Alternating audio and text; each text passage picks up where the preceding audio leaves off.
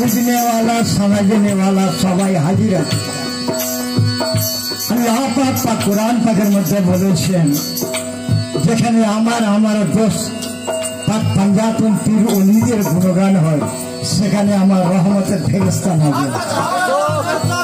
এটা সামা অনুষ্ঠান আমরা মুসলিম কজন দেখতে পাচ্ছি কিন্তু আল্লাহ ওয়ালারা সকলে এখানে হাজির আছে খেয়াল করবেন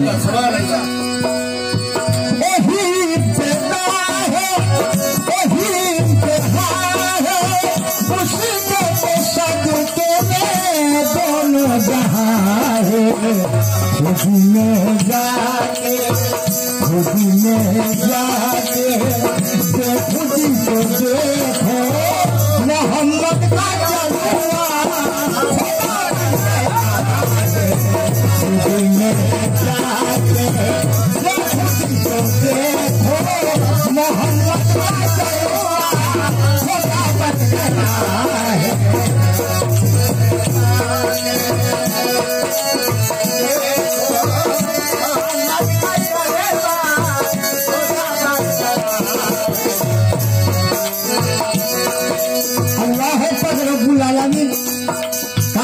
সারাক্ষণ মখলুকাত তৈরি করেছেন সে হচ্ছে আপনার আমার নবী বিশ্বের নবী হযরতে মুহাম্মদ মুস্তাফা সাল্লাল্লাহু আলাইহি সাল্লাম। আরো কথা আছে